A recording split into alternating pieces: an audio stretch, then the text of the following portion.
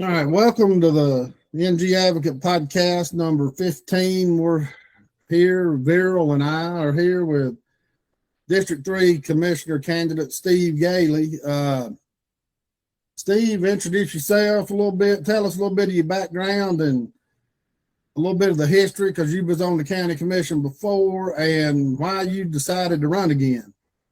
Well, I served 2 terms from 2002 to 2010, and I terminated myself. I felt like at that time it was time for me to move on, drop back and kick and punt. I ran for chairman 10 years ago against Richard Higgins, and I got beat by less than 1% of the total vote in a countywide election.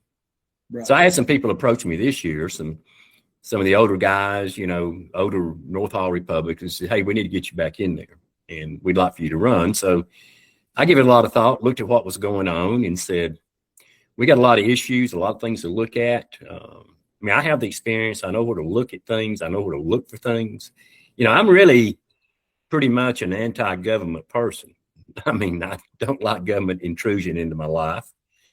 We've got too much of it from the national level and now filtering into the local level. So I think I can bring something to the commission that the other 2 candidates I'm running against are fine people.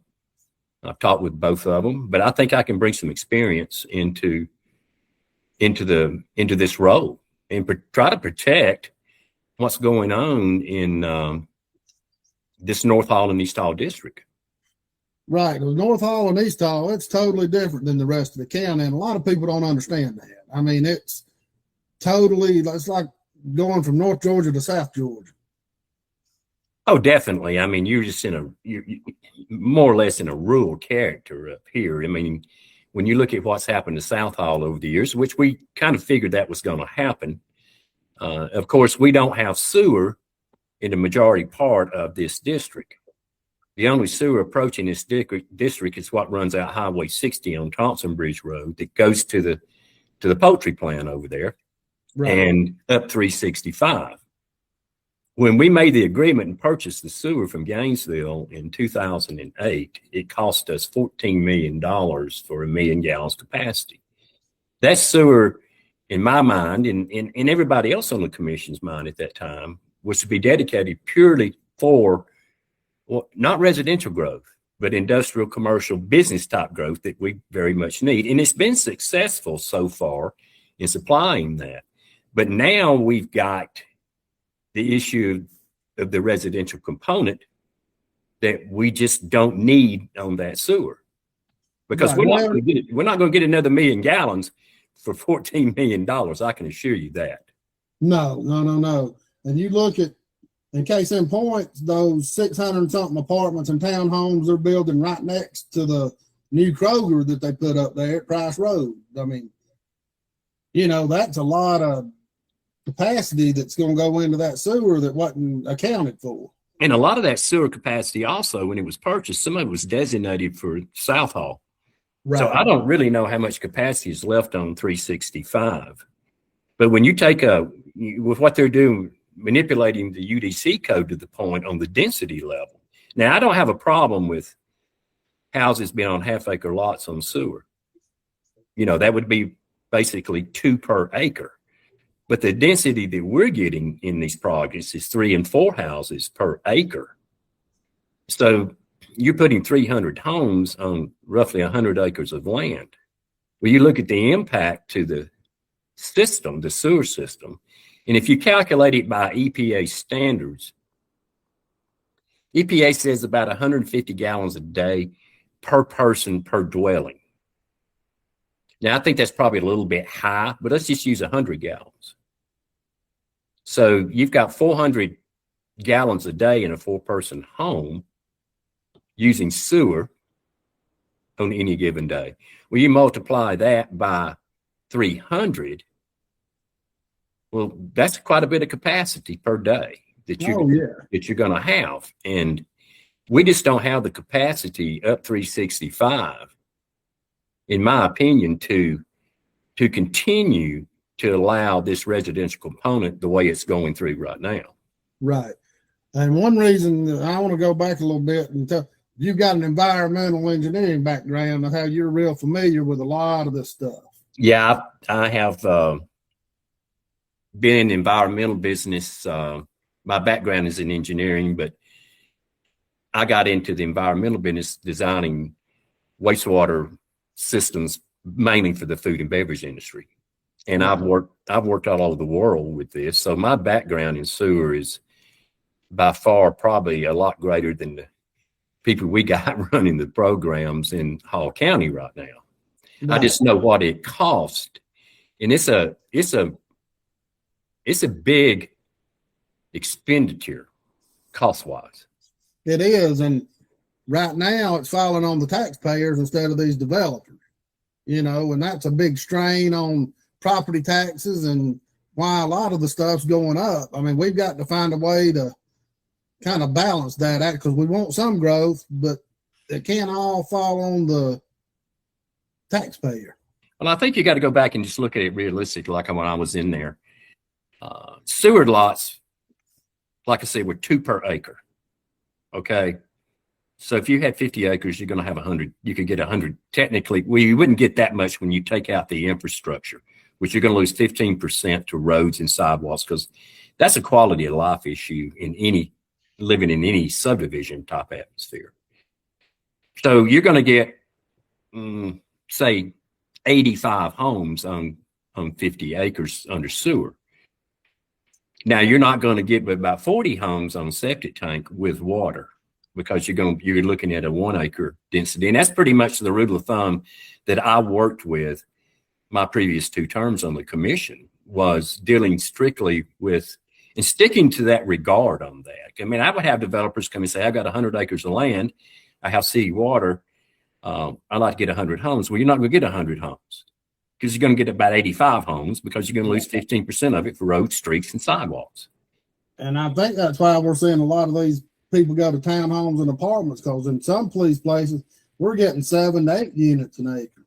Yeah, some of that townhome atmosphere, that component that's part of the UDC, like I said, that's got to be totally reworked to a point that we just can't have that.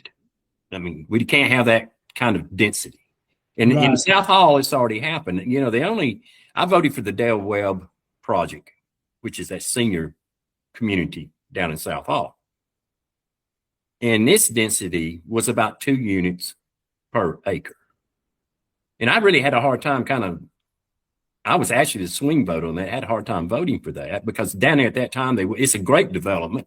It serves its purpose. Those people are no burden to the school system or anything like that.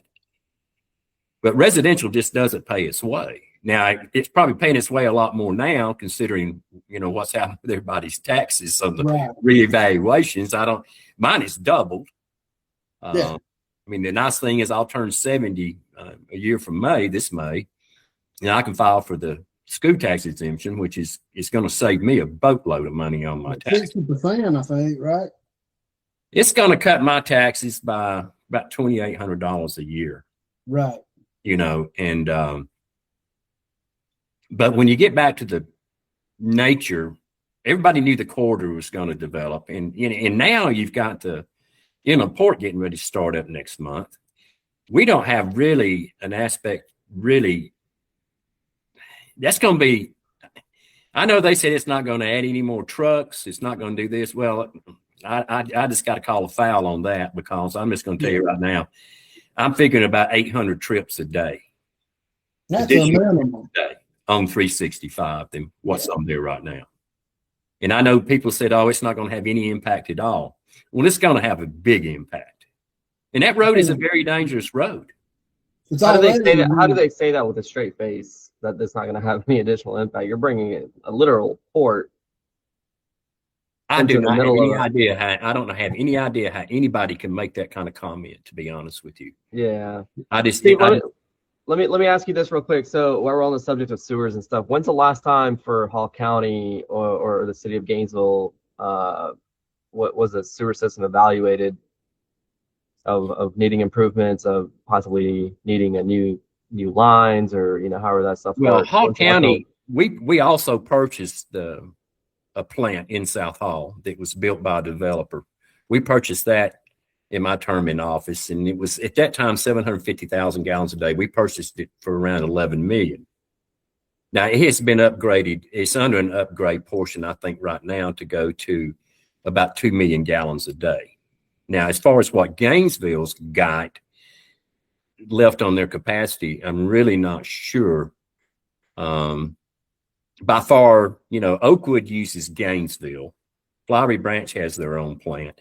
Oakwood doesn't have a sewer plant. They basically buy capacity from Gainesville. That's how they operate their sewer. Now, purchasing the Wheeling plant that we purchased in South Hall, of course, took a lot off of the capacity that we had allocated for South Hall off of that 1 million gallons. I just can't find the numbers as to how much of the capacity has been used. I don't think right now anything's further planned on the sewer system that's intact. I don't think the county, has any plans that I've read to make any more extensions on the sewer. Most of the extensions on the sewer up there are being done by the developers with these projects. Gotcha. And there is tap fees associated with that. I don't know if what we're charging on the sewer tap fees is covering the initial cost that we had in the purchase. Because if I look at it from a standpoint, basically you're looking at $14 a gallon is what it costs you.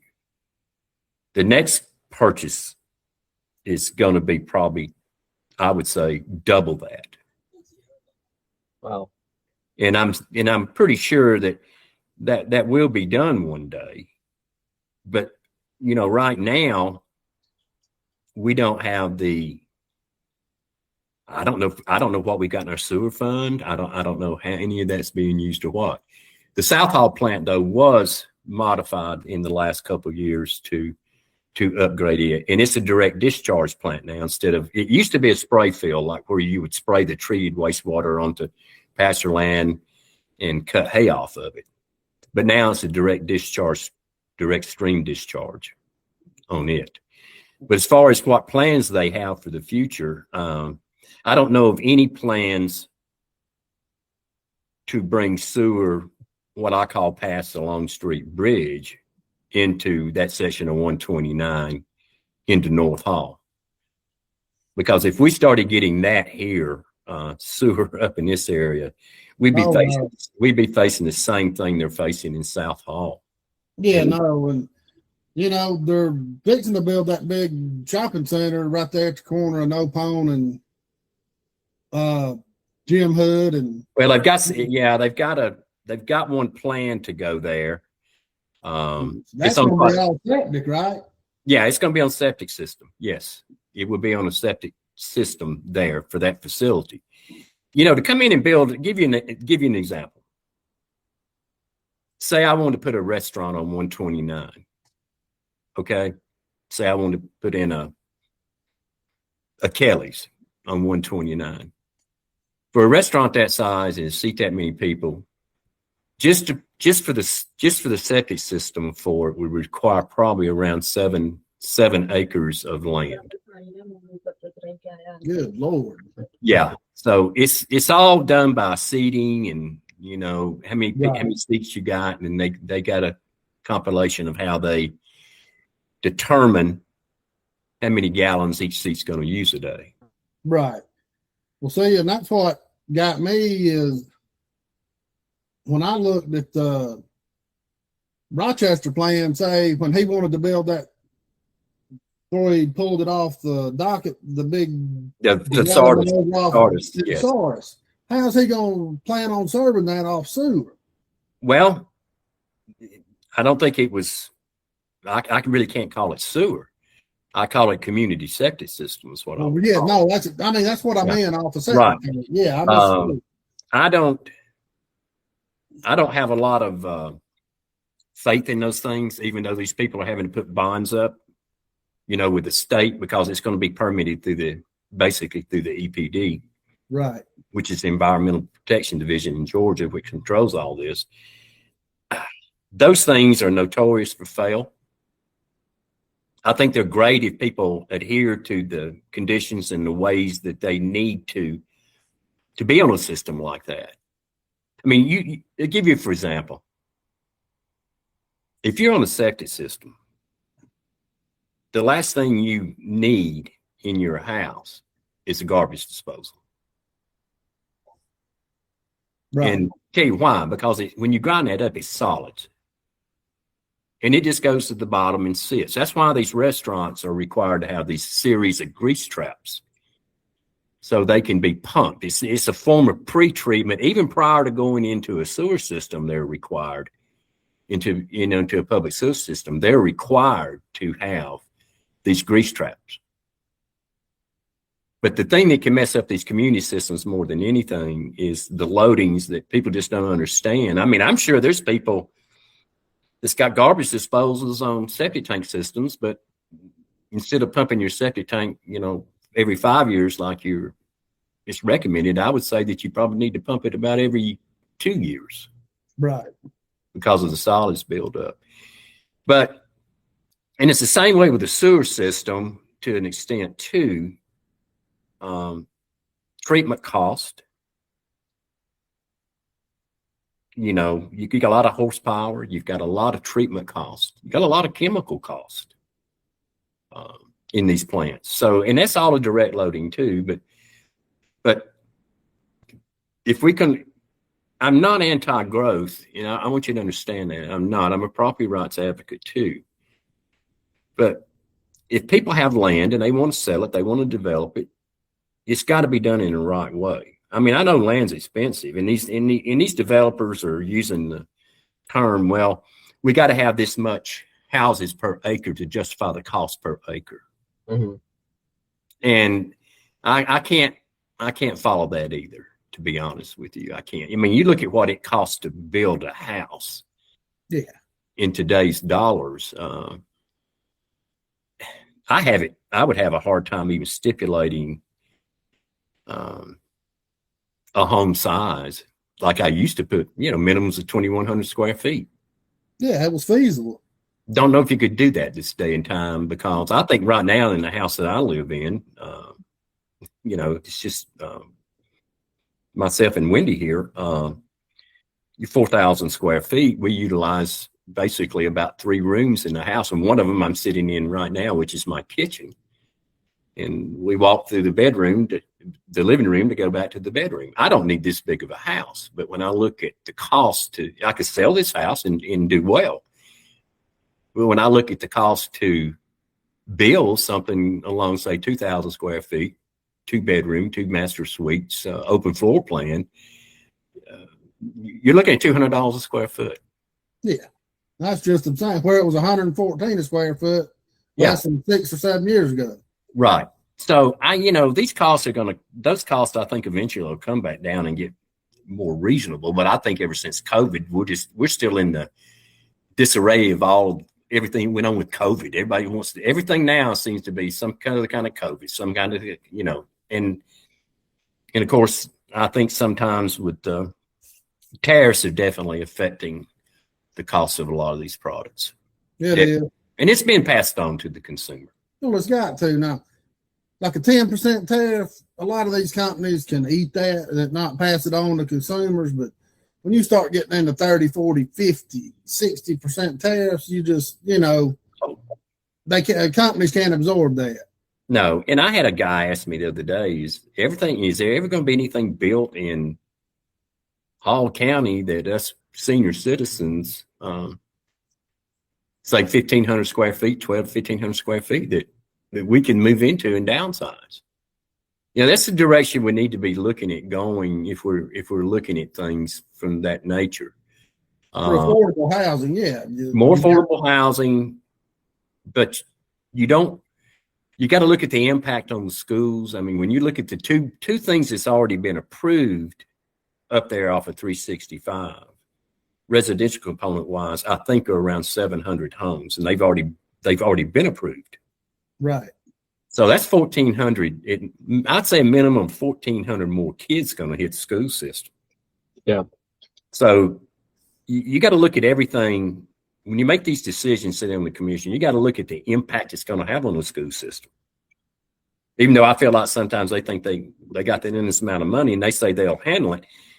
But 1,400 more kids in the school system in that area is going to require another elementary, middle school, and another high school between East Hall and North Hall. I can see no way that doesn't happen. Well, the Schofield's already angling for that too. We caught that last year at the meetings. He's already talking about buying land out in Lula and over out 52. Well, I think my understanding is they purchased some property up in that area. I don't know how big of a tract it is, but Lula's elementary school, I think, is probably it's definitely as old as Walker Mountain is. And I think they're the two oldest left in the county, I think. Yeah. And I think that, definitely going to be a new elementary school built eventually, I would hope, in that area. I know they've made modifications. The Walker Mountain campus area could grow. I don't think Lula has as much property as they have down on the Walker Mountain campus, as far as to be able to expand on the same piece of property. But, none of the fact in case is, this UDC code has got to be rewritten. It's convoluted with so many things, right?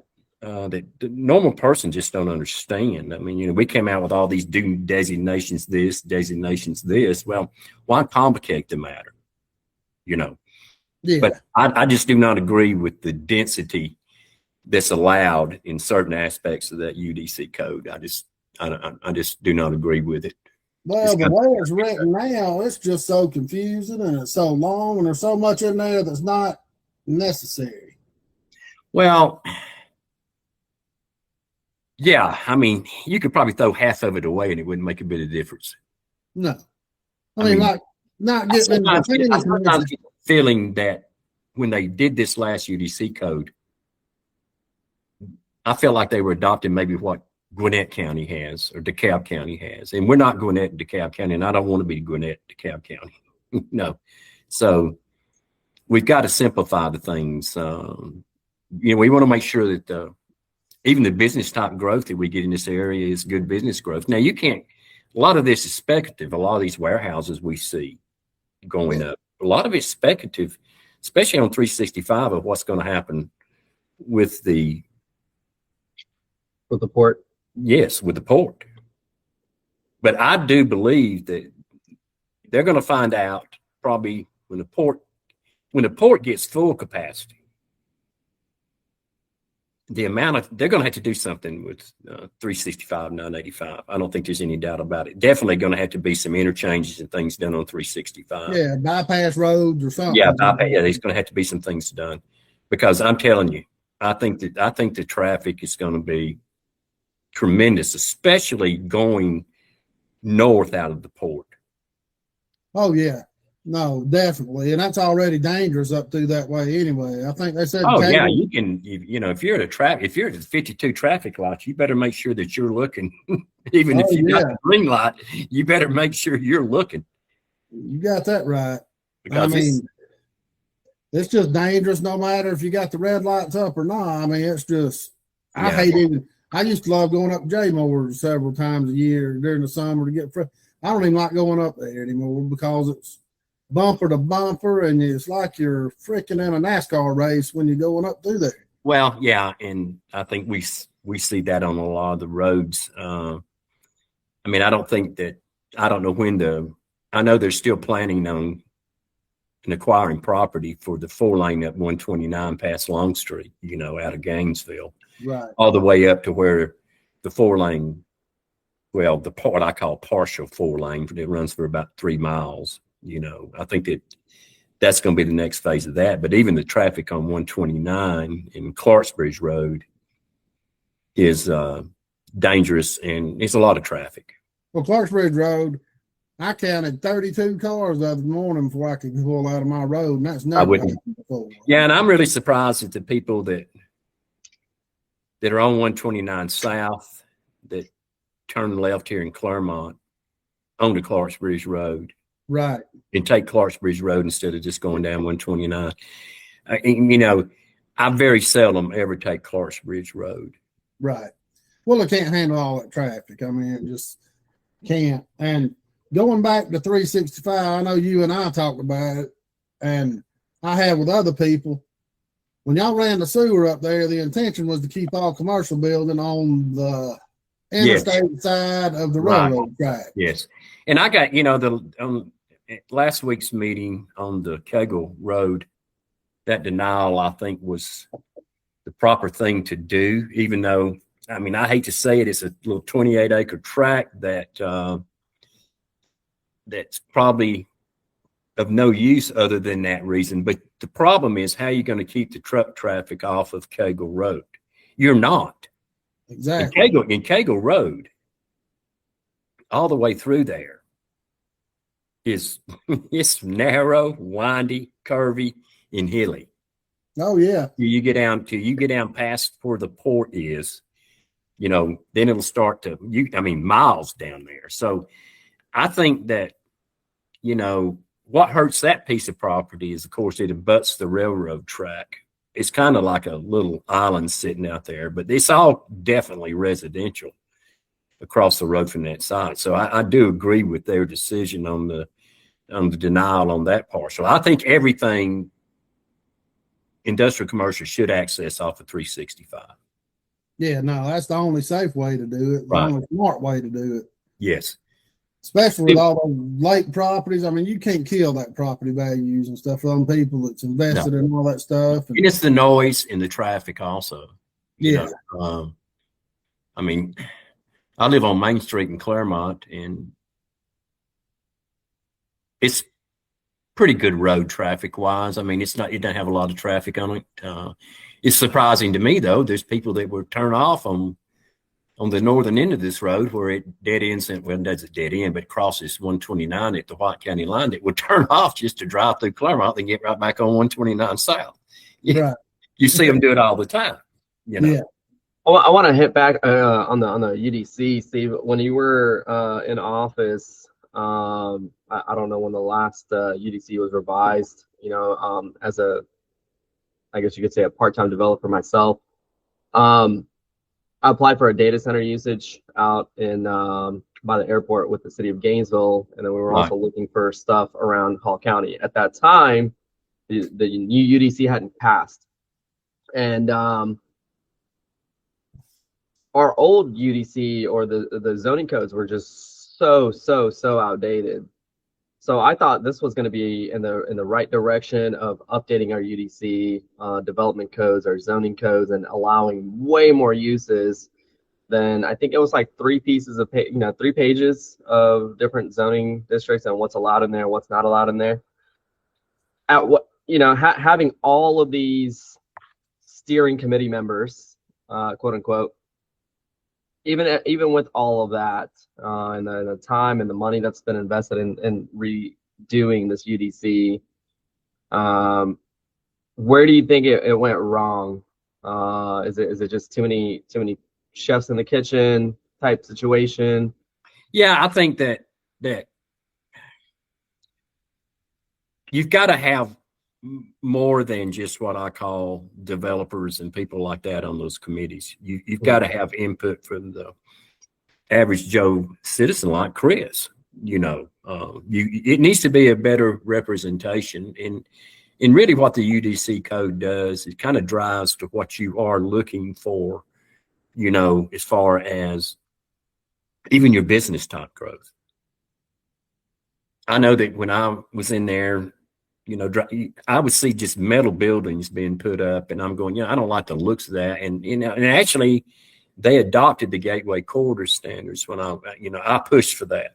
I wanted something a little. It didn't hurt. It doesn't cost that much more money to add some stone or something to break up the looks of these, pre-engineered manufactured buildings, which most everything is built that way because it's the most economical way. Something had to be done to make things look better. I mean, because you can drive in certain parts of the county and you don't want to see that all over the county. Take it down Atlanta Highway, for instance, I think that when you're dealing with the different type things, and of course, this data center issue is such a new issue. Mm-hmm. I mean, I think a lot of it is people just understanding, what that's all about. Now, do I feel like they probably have in my opinion, they would be the least cumbersome of any type thing you could have. I mean, you're not talking a lot of people. They do employ people, but you're not talking a lot of people. I think the biggest concern people have with them is, okay, what's it going to do to our power? And I do know that they do use, a lot of water to keep them cool. Mm-hmm. So, but they can be loop systems to where that water can be reused. Right. I mean, in these cooling towers and things. I think when somebody comes in with a plan for something like that, they definitely need to have those facts in order as to what it's going to have, what impact it will have on the community as far as utilities go. Right. Sure. Probably the least obtrusive use of anything is just the building basically sits there. I mean, you can look at these old AT&T buildings where the towers, still, there's one on 52 over in Lumpkin County still sitting out there. It's just a huge concrete building is what it is. I think the guy that told me at AT&T said those walls in that thing were like 12 inches thick, and they got cooling towers on it, to keep it cool. Now, of course, now they're not really doing that way anymore, but as we move into what we call the new wave of how we communicate and everything, those are going to be necessary tools. No, they are. And I've done a lot of research on it, and the water thing is just a myth. If a data center uses 1 million gallons a day, that's a drop in the bucket. Every hour the dam's open, they release 360 million gallons of water. Your typical poultry plant uses kill plant. The slaughter plant, for instance, is going to use over 1 million gallons a day, and there's several in the Gainesville area using probably 1 million, 1.5 million, maybe 2 million gallons a day of just for that. Now that water, of course, is pre-treated. What I do to get it, what we call it, to get it to sewer standards, then it's discharged to the sewer. Then of course it goes back into the lake. Right. But a data center is really a closed loop type system. Really what they're losing per day is through evaporation. Right. Off the cooling towers. They don't have a charge or anything. In the age of misinformation and the fear mongering and stuff, I think a lot of and I personally blame rate increases on inflation as a whole, as a general thing. It's data centers are great scapegoat to kind of, hey, we didn't do this, we didn't print all this money to cause inflation to where your rates are through the roof. Does it have a little bit of effect on it? Absolutely. But a lot of these guys, they're using industrial rate power, which is they have the option to curtail power and run only when it's economic, makes economic sense to do so. Right. Or they're running on backup power, or a lot of them are starting to build their own power plants just because they're, sick and tired of having to battle these small issues like that, to where they're not even connected to our grid anymore, and say, we have nothing to do with your power. We make our own power. We use our own power. That's it. And I think where we go with that is there's just a lot of miscommunication out there. Yeah. A lot of miscommunication out there. I mean, it's like people upset about the ice facility, down in Oakwood. Well, first thing is you're not going to tell the federal government what they're going to do, and exactly. And they're going to do it. And you could take the avenue where we're going to shut your water off or we're going to shut your sewer off. Well, they'll just truck water in and haul sewer off. Yeah. You know, I mean, Or they'll buy more land and build their own enclosed Right. system, you know. Yeah. I mean, do I like that necessarily? No, but it's just a part of, you know, what we're dealing with right now. I mean, it would have been nice to know the federal government was interested in a warehouse and pay that much for you. You know, it almost make you want to go to the bank and say, hey, I got a deal for you. You know? I mean, let's go loan me the money and I'll give you some good interest, because the government's going to turn around and give me 6-7 times what I paid for it, you know. And, you got that right. 68 million for an $8 million property. Yeah. And really, when we get back to the data center issue and everything, I think it's going to get to the point, you know, with all the uproar that we're hearing all over the country, you know, about the data centers. I think the government's going to eventually, the federal government's going to intervene in that and squash some of these things going on, because I think it's totally understanding that we're going to have these things, because it's the way we communicate. It's like what we're doing right now, you know. Yeah. Well, and you'd rather the data centers be here than any China or Bangladesh or you know, somewhere where they've got rogue governments and you don't know what the hell's going on. Yeah, and I don't know. At this point, I'd rather them be in China than our rogue government. Yeah, we got a plan on them right now. Oh, now with the UDC, you mentioned, you know, what the percentage should it be? Mostly the percentage, like everyday citizens or lawyers or doctors or. Well, I think you've got to have a mix of people. I think you've got to have a mix of people on there. And what I mean, it doesn't need to be made up by a bunch of lawyers. It doesn't need to be made up solely as developers. You need a good mix of the people, you know, that's in the county, you know, and I think that the people who live here should have more of a say-so on the land use plan. I mean, I really do. I don't think that I haven't talked to anyone that really disagrees with me from the standpoint of how I feel about managed growth. And what I mean by managed growth, we've got to,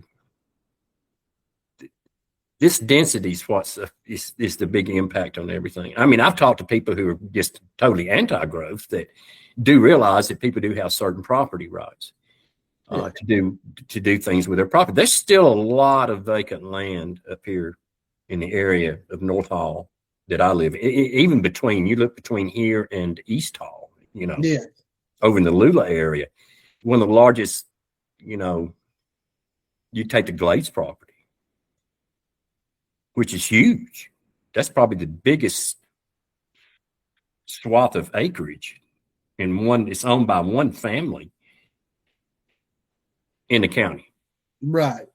Running with Austrian royalty or whatever. Right. Yes. I know that Clemens Goritz, who was a friend of mine from Austria, that his father owned all that property, and there was two brothers, and unfortunately Clemens got killed in, I think, 2008 in a snow skiing accident in Austria. And I know that there was plans on the table at that time to actually, it was going to be, from the concept plans that I saw at that time, was a small city between here and Lula. I'm talking about, it was going to be golf courses, high dollar homes, things along that nature, you know. But now his wife is in control of all that right now, and she has no interest in doing that, from the last conversations that I had with her. But something will be done with it one day, guys. Yeah. And, you know, I know we looked at building our own sewer plant up in the North Hall area at one time. Right. It's just so expensive to build a sewer plant. I mean, you're talking, I would say, the neighborhood of $21 million, $25 million for a 1 million gallon capacity plant. So you can pretty much, if it's 2 million gallon, you can almost double that. Mm-hmm. Right. I mean, it's not getting any cheaper anytime soon either. Oh, no, it's not. But I think that the concept of going back to what we had in the, basically in the comp plan in UDC code when I was there, 2 dwelling units per acre on sewer, 1 dwelling unit per acre on septic, and 1.5 acres dwelling, for a dwelling unit on a well and a septic system, which Georgia's gonna, that's gotta, with the well and stuff, that's where Georgia kicks in with their rules and regulations as to the settings on that. I mean, I live here in Claremont on a corner lot with right at 1 acre of land. And but when I look at a football field and I envision roughly 2 houses on sewer sitting on a football field, okay? Right. Then you're looking at 1 house on septic and city water sitting on a football field. It's a quality issue, I think. Also, we still got a lot of mini farms up here. People that have what they call mini farms that could be anywhere from 3 to 7 acre tracts. I know my aunt and uncle, it's still in their families, a big, huge portion of property there on Mount Vernon in 52.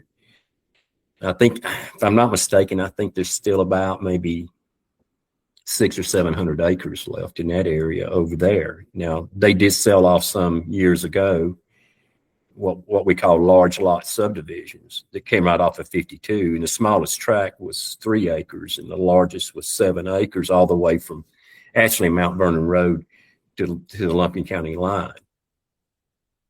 But we still have a lot of roads up here. We don't have, water's not everywhere up here in North Hall either. Yeah, no. Yeah. It's not. We have a lot of roads that does not have public water on them. But you bring the beast with a lot of things when you bring in water like that. Your density's going to change for potential subdivisions. When you bring in sewer, it's going to change. But this 3.5 to 4 houses, per acre. These houses are just right up against each other. Eave heights might be 5, not even 10 foot apart. I wouldn't want to live that way. And I don't think most people want to live that way. I think they're forced into having to live that way. Right. Now, when we look at, and they are forcing you to live that way. And, before we get into like the 30-year, 40-year long development plan, I want to ask you, how can the county fix this nonsense of when they approve a project and they tell the builder or the developer that they're going to have to widen the road or do this or do that, and then they hem-haw around about it, they don't do it for 3 or 4 years, and the county finally gets pissed off and said, we'll pay for it. Well, that's by design. Well, first thing is you don't let them proceed with the development until they've got their infrastructure part done. Do you understand? I understand that, but yeah, they always seem to if it's a turn lane that they've got to put in, or whatever, the DOT on special state road is going to dictate a lot of that, depending on the size of the development. Right. I've seen them apply that in cases I didn't think it was necessary. There's a small subdivision on 52 over here between here and Lula that's got maybe 30 homes in it. And they required a center turn lane and a decel lane coming into that subdivision. Yeah, it kind of, really, I thought a little overkill. But it's funny how they apply things in certain places that don't apply in others. But now, as far as the county goes, they can make sure that developer's doing that infrastructure prior to ever getting a certificate of occupancy or anything for those homes. Right. Well, there's just a big one off Blackjack Road and over in that area. Oh, yeah, that's a mess down there. Well, they had that big sharp curve on that road. I can't remember the name of it. Comes off. And Kathy Cooper finally got pissed off and told them and got the county commission to agree with it. They'd pay for the whole thing. Yeah, I'm not much into spending taxpayers' money on something that's benefiting a developer. Well, and that developer knew it when he went in, and he agreed to pay for the And I know the one you're talking about. Yes, they should have. The county has avenues to make to sure that they do what they agree to once these conditions are set. Right. And they should be enforcing those. Right. I mean, it's like somebody coming in and agreeing that, hey, yeah, I agree with the sidewalks. I do all this, I do all that, and I do all this. I always felt like I instituted the sidewalks in these subdivisions with curb and gutter streets because I felt like a community needs to be linked. I never liked kids out really playing on the street, riding their bikes in the street when they could be on a sidewalk doing it or something like that. That's a quality of life issue. And if little sidewalks going to determine whether you do that project or not, then you don't need to be doing that project. Right. And that shouldn't fall on the taxpayer. Exactly. No. It should be on the developer. No. But you'd be surprised at the ones that'll cry baby about, you get 4 foot of sidewalk that might be 150 feet. Yeah. In front of a house or 125 feet, like it's gonna break them. No, yeah, I know. I mean, they just had amazement. And I know concrete's expensive now, but still, the point is it's built right into all that's built right into the cost of the house. Of the house and the land. And I don't care if it's a subdivision with 4,000 square foot houses or a subdivision with 1,500 square foot houses. It's a quality issue. Why should somebody that maybe can't afford a 4,000 square foot house that lives in a 1,500 square foot house still not have the same good quality way of life that you're going to have? And a lot of these commissioners and people, they think just because they're, say, 1,600 square foot homes that it's going to devalue other properties. It's not if you build them the same way. It's the quality of the house you build. Yeah, it's not the size. Yeah, I mean, you can make a 1,500 square foot home look just as good aesthetically as you can a 4,000 square foot home. You can. It's the quality, and that's what people I think want. You need to give them the bang for their buck. Some of this stuff I see the way it's thrown up now and how it's done. I'm kind of like, well, I don't know about that. I mean, this day and time, brick is not as big as hardy board and stuff like that. Right. I mean, there's ways to make, what I call these cottage houses just as appealing as these 4,000 square foot houses. Well, and realistically, you look at most of these huge houses, they ain't got 1,500 square foot of livable space anyway. Most of it's vaulted ceilings and wasted space. Yeah, and that depends on, I guess, what you're looking for and what you want, from a standpoint of, what you're looking at. I mean, we've got gated communities around here that the houses are tremendous in size, Oh, yeah. I would hate to know what their tax bills are a year. I mean, I know my brother told, he's built he started out with a pretty small house up there. One had full basement under it. It was built 30, 40 years ago, or longer. And he's kind of just added to it and built around it. He's got a pretty big place up there, but his tax bill is double what mine is, and which now, of course, he's got 30 acres too. But, the thing is that just give them the quality. And I'll give you a fine example. I don't know how y'all feel about this or whatever. God knows, what do we need so many apartments for? Exactly. I mean, I know there's not that many really being done, quote, in what we call unincorporated county, but I look at downtown Gainesville now, and to what I vision, which I probably won't be here to see it, what it's going to look like in 20, 25 years. Oh, yeah. Well, history tells you those apartments and condos like that, within 20 years, they end up being dilapidated. They change owners and they just don't hold their quality and the resale. Yeah. So I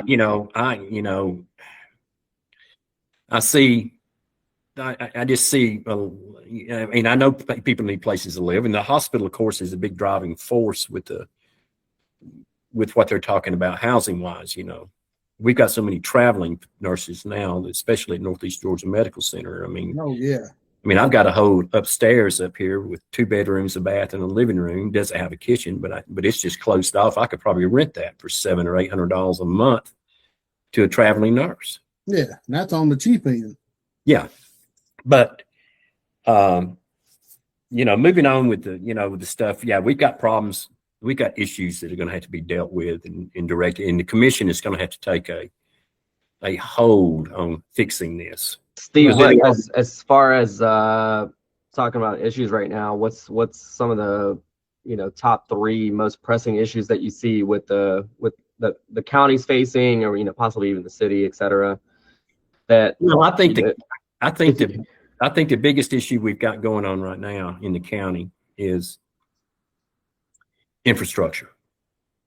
We don't have the infrastructure to support what's being done. Mm-hmm. Second thing is this UDC code's got to be changed. I mean, especially the residential component is going to have to be really looked at. Like I said, the county's only grown by 50,000 people in 16 years, guys. That's not a tremendous residential growth. But as we have businesses moving in with expansions, housing is going to be needed. I think you can look at what's happening in Habersham County now, in South Habersham County, with some of the projects being proposed up there. Seems to me we got one developer coming in, and I just keep hearing the same name all the time on everything, and that's kind of what gets me. You're not. What's the name? Well, I see a lot. I don't know anything about them, but I see a lot of cook stuff, on the commercial and the residential side. It's our local DR Horton builder. Okay. Yeah. So, I mean, I'm not saying they build bad stuff or anything like that, but back in the days when I was in there, you were dealing with what we call a local developer. You know what I'm saying? Yeah. Not a nationwide deal. So Cook is local. Cook's is, I believe, Keith Cook and his brother. They just bought that building across from right there at the old food line in Oakwood at Black. Yeah, and I'm not. And don't get me wrong. I'm not saying anything bad about them or anything. It's just that they're everywhere. Yeah. Yeah, they're everywhere. Matter of fact, that my son lives in a subdivision right outside of Charlotte that was what I would call it was a Cook development. Now I don't know if it's the same Cooks or what. They're big. No, they're based here, but they're big. But back in my days, we dealt more with the developers one-on-one. I mean, developers would come to me and say, "Hey, I want to look at doing this," and I go, "No, okay, maybe." Or this is what you got to do to get to do this. And I don't think we have enough of that going on the commission right now either. And you've got to, and I know everybody gets back to the point. I think there should be respect on the commissions. We're all elected. Okay.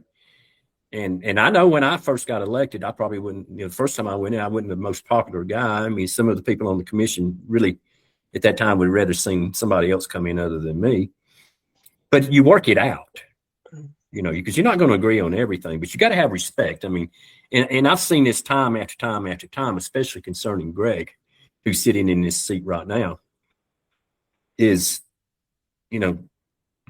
Greg should know the pulse of the people in this area. You get what I'm saying? Yeah. And knows what they want. But just to blatantly go around, if he makes a motion to deny something, then just blatantly go around and make a motion to approve it and give no reason as to why they felt that way. If I'm sitting there and they do me like they've done Greg, I'm going to be asking all 3 of them, or who it may be, okay, I want to know your reasoning behind making that decision. Give me a reason.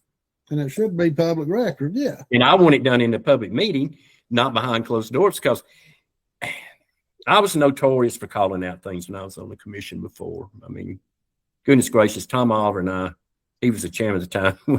We loved each other one day. We hated each other one day. You know what I'm saying? But we had an understanding of the way that we did work together on things. Tom used to say to me, "Are you going to embarrass me in a meeting day?" And I said, "Well, you don't do anything stupid. I'm not. And if I do something stupid, then you embarrass me, But the thing is that you don't see that kind of really open talk. You don't. They just. Well, I think a lot of these commissioners are kind of scared in the day of social media of getting called out and pretty much, trolled on social media. And the best thing is, if you can't take that kind of heat, Merle, you don't do it. No, absolutely. I agree with you. With you. I'm going to step away just a second, grab my drink. All right. But yeah, this social media stuff's got them. If you can't take the heat, don't jump into the fire. Right. No, I mean, and that's the thing. And I agree. And I agree.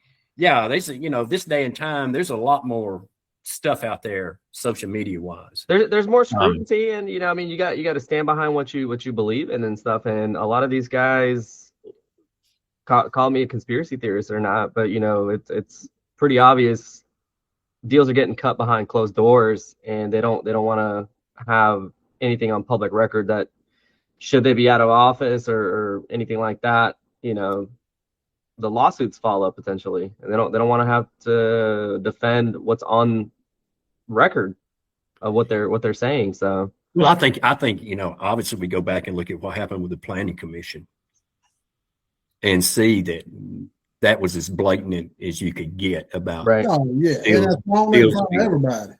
Yeah, deals being made and why they would do that, I don't know. Now, I will tell you how this works. I mean, I can tell you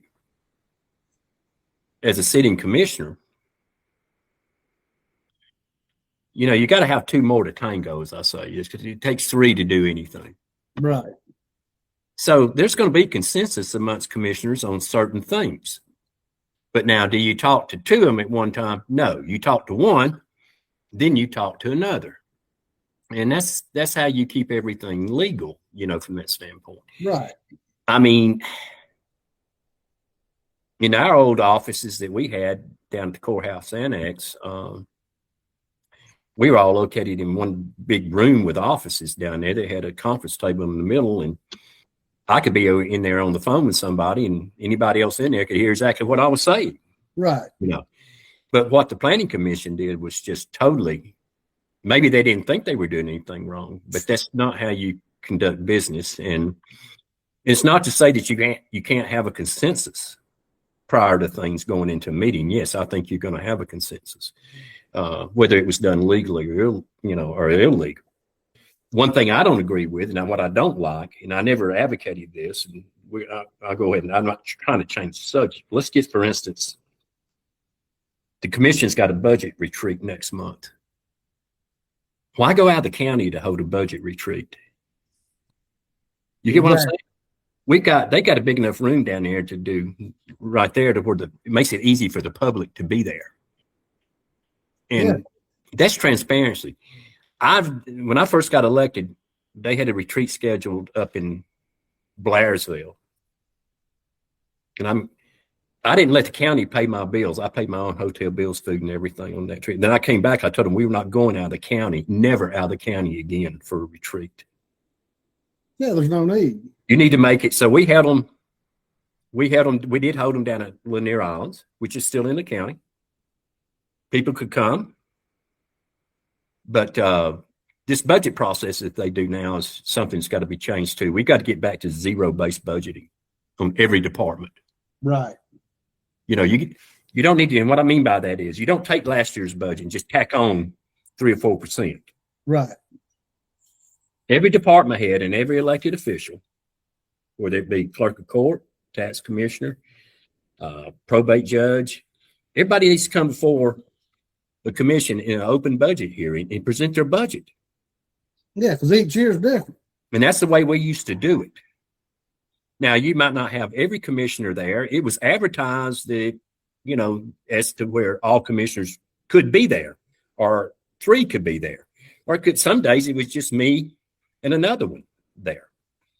But it was about a 3 or 4 day process to hear everybody's budget and ask questions. Now, did we let the public get into discussion that much? No. But they, if they wanted to ask a question, we would let them ask a question. But that needs to be, we need to get back to that concerning the budget. It's got to be zero-based budgeting. Yeah. Your budget starts over every year. Yeah, no doubt. And that would cut out a lot of this waste we're having too. Well, I think right now we got some of our problem with the county is we got too many chiefs and not enough Indians.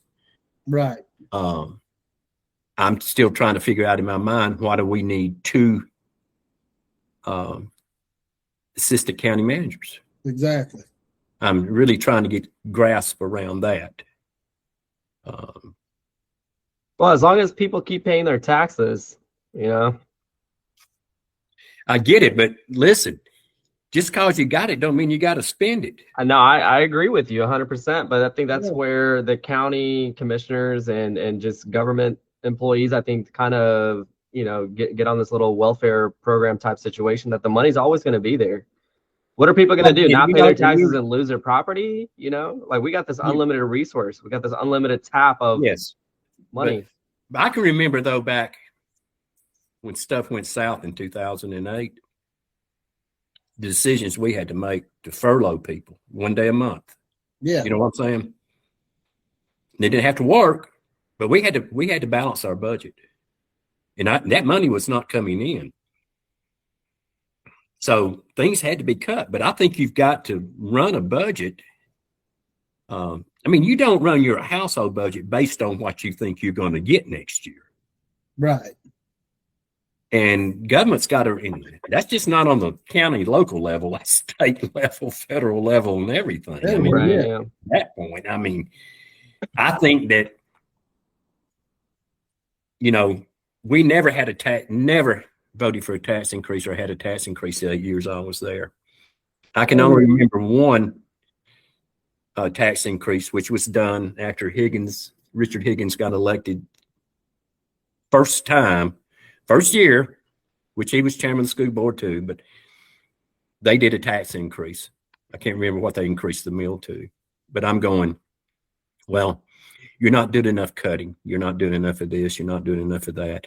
And you can't tell me in all these budgets, there's not somewhere to save money. Yeah, no. Well, school board in particular, I'm just familiar with it. The county board of education, they pay $300,000 or $400,000 a year for storage and for Adams and them to destroy documents. Why don't you they got land, put a freaking big ass warehouse on it and store all your stuff there. I mean, you got all these, you know, case in point, you can have that warehouse paid for in 2 years. Well, things like that. I mean, you got to be practical with what you have. I think that, and that's what you've got to do this day. And I mean, really, to be honest with you, to be a commissioner, I think in what we're dealing with in Hall County and everything, I've come to the realization it was pretty much a full-time job when I was commissioner for 8 years if you did your job properly, but I definitely feel like that it's a full-time job now. Well, and that's what we get now, and the citizens feel like the commission don't respect them because they can't get emails returned, they can't get phone calls returned, they can't get any. I mean, if you're one of the few that does get a return email, it's a canned response, or you very rarely get a phone call or anything back. And I understand they can't, if they get 100 calls a day, they can't call everybody back. Well, you know, like I said, I've been gone for 16 years and I still get phone calls from people. Right. What can I do? How do I need to go about this?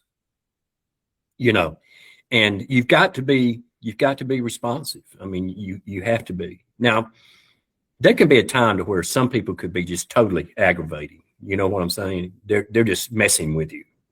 Yeah. And I think it's easy for you to realize that, but I think the average Joe Blow citizen out here, the average person that I would represent, deserve a phone call back from me on an issue. Yeah.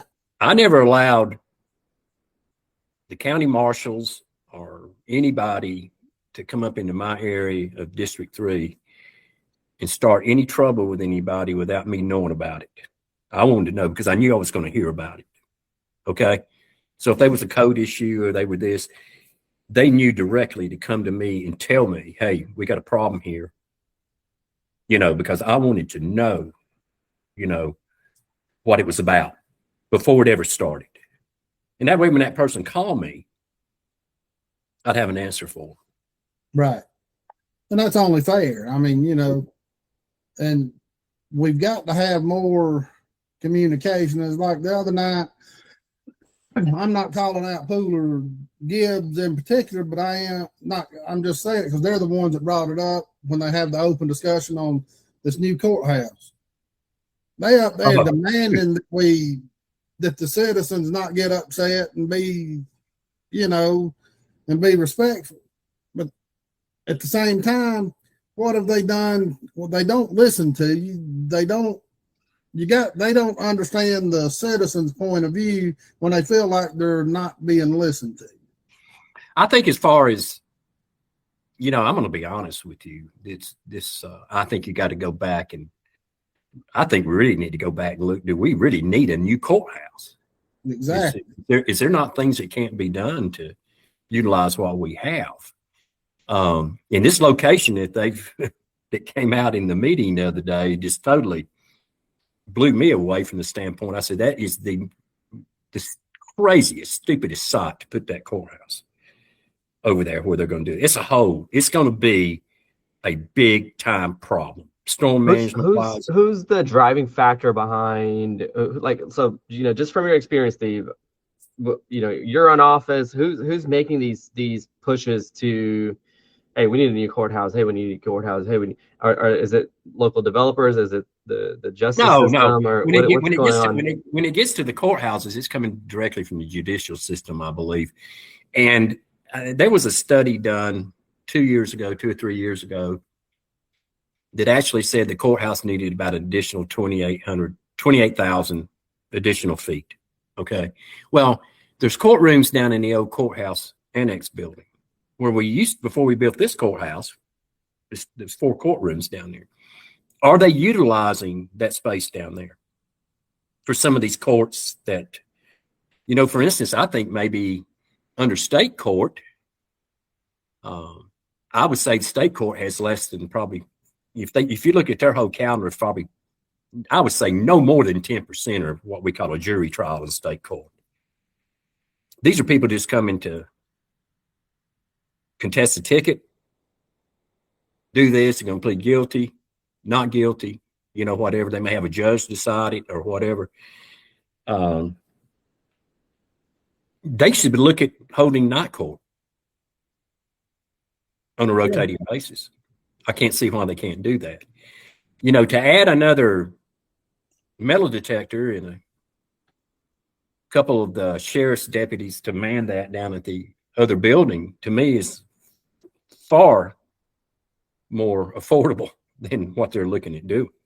And another thing is, too, I'm just going to tell you right now, we bought the Liberty Mutual building when I was in office. My deceased wife worked for Liberty Mutual for 22 years. And when they got ready when they were moving out of Gainesville, the real estate company that was handling that for Liberty Mutual contacted me and wanted to know if the county would be interested in purchasing that building. Because we had just approved, or had been voted on approved, for $95 million worth of new county administration, which we needed a new building to try to get everybody into the same building, make it more efficient.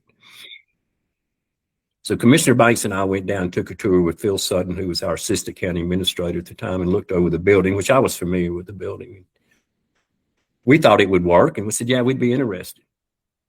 Well, it was on the tax digest at about $11 or $12 million. The land at 38 acres in the building. Well, when they came back, and it was a no-brainer, let's put it this way, $6.2 million. Then they leased it back for a year for right at $500,000 because they tried to get the last 100 people out of the building. Probably, and I always envisioned that being a campus down there. Now, the sheriff's office, I don't feel like should have been built down there. It should have been built down at the jail. Right. Where when we bought the property and built the jail down there, there was already a pad down there for the sheriff's building. That's where they should have been located. That's where they should have located to, instead of up there. Right. But that's water under the bridge now. You're not going to change that. But the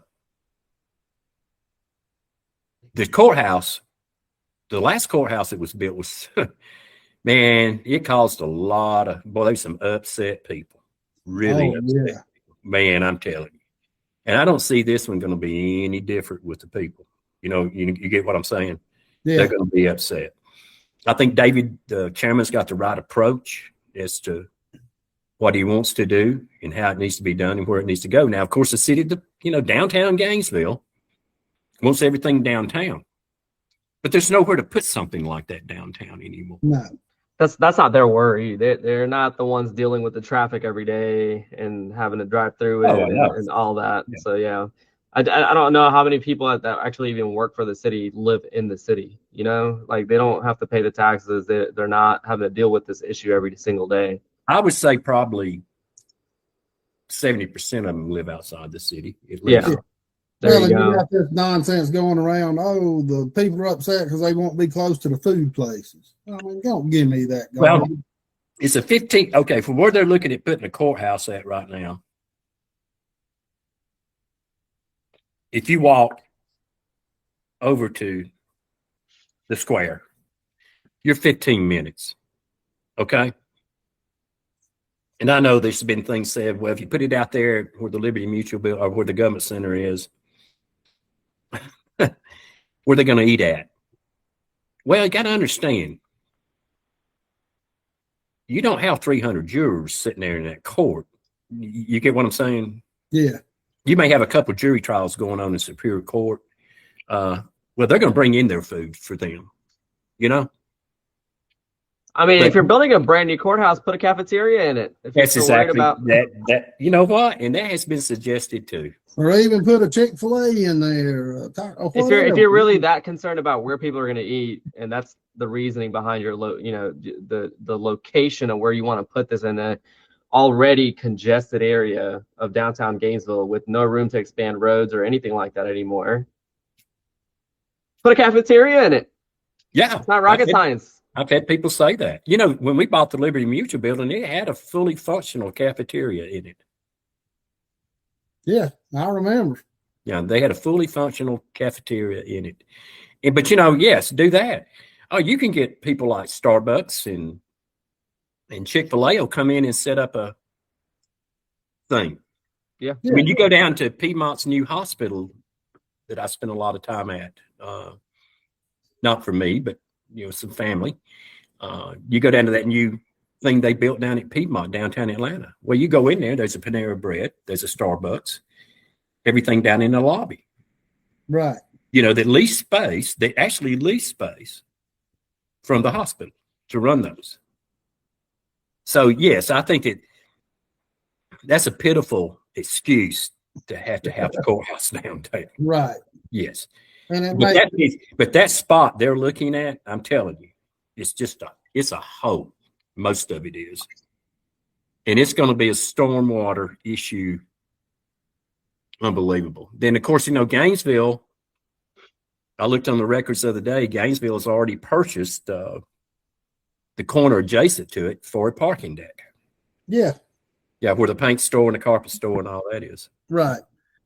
If they were this concerned about it, why didn't they just build it where the hell they built the big apartment complex and Johnny's across the bridge to nowhere? Well, actually, to be honest with you, it's funny you bring that up. That side over there where they say the bridge to nowhere went was originally Liberty Mutual's initial building in Gainesville when they first came here before they tore all that down. Yeah, that would have been a perfect place for a courthouse. We just don't have the property. And now you're going to spend, I say, a minimum of $15 million acquiring all these properties. It's going to take another $20 million just to do the site work to get the courthouse before you ever start on the courthouse. It's going to take 2 to 3 years to do eminent domain and get these people paid off anyway. Well, some of these people's already contacted me and told me they're not selling. Period. I said, well, I hope it works out for you if they did determine to go that way. That was the last place I would have figured that they would have looked to put the courthouse in the downtown area. I never envisioned that area for that. No, I figured The only other place they could do is get rid of, the Judge Kenyon's garden or whatever's out there between the courthouses, and maybe go up. I mean, that's the only other. Well, one of the guys made a comment at the meeting the other night. Well, why aren't you looking at just going down there and taking that shopping center, Weaver Law Firm, and taking all that in the downtown area and building there, and then you can just you could tie those two buildings together, the existing courthouse and everything. I think that if you're going to keep it downtown, that's going to be the better approach, I think. It is, but it'll be $20 million to get that prime. Yeah. See, and technically it's only $130 million allocated in this splosh. It's a tier 1 project. So it's going to get what I call the grease first.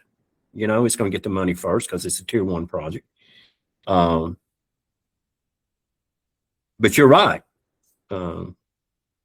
You're looking at a 2 or 3 year, I think minimum of a year before they could, if they proceeded with that site, before they could even start. I think there's better alternatives than what they're looking at downtown. Right? So is this site set in stone, or is it still possible? No, I heard there was 3 sites. One, of course, being the Liberty Mutual, well, the government complex, which there's plenty of room out there for a courthouse. They will have to build a parking deck out there. So like realistically, that's the one that makes the most sense because you already own the land. That's the cheapest. That is the cheapest alternative. So what's the pushback against this, Steve? Like, what's the pushback against it? Because it makes the most sense. Well, you're getting a pushback because I haven't heard anything. Maybe the judges don't want to drive that far. I don't know. I haven't talked to any of the judges yet. Right. I mean, I've talked to a couple of them about. Excuse me. I meant to turn that off. Realistically, I could see that because I mean, you're having to come through downtown traffic just to get down to Brownsbridge. I could see that potentially being but it's about a 3-minute drive from Gainesville Jury to the government building. Really, about 3 minutes. Okay. Steady flow of traffic. Your biggest problem is that bottleneck right downtown Gainesville. Well, I could see another issue being who's going to stay at the Marriott and the Ramada and all the hotels and occupy all the restaurants on the square if this courthouse comes all the way down on the other side of Brownsbridge instead of being in downtown. I'm being sarcastic. So. Oh yeah, I know you are. Yeah, but what I'm saying is, and actually, if you look at the government center's location, it's still in the city of Gainesville. And of course, Gainesville didn't like it when we bought that building. Oh, Danny Dunnigan was mad because I can't believe you moved out of downtown. Well, we really weren't in downtown. Most of us our departments were scattered all over the city. Right. But that's what that place was for. That's why it was bought like it was bought. Was to expand. And actually, to be honest with you, there is a drawing down there in that building that shows a mirror image of that building. Yeah. To the being built to the Brownsbridge roadside. It's a mirror image. There's already plans in existence down there that could be done. Right. But they are going to need a parking deck. Obviously, if they put the courthouse down there, but the parking deck's cheap compared to purchasing all these parcels of property. Oh, you got that right. Yeah. And also the county don't need, in the city, the citizens don't need another huge parcel taken off the tax digest.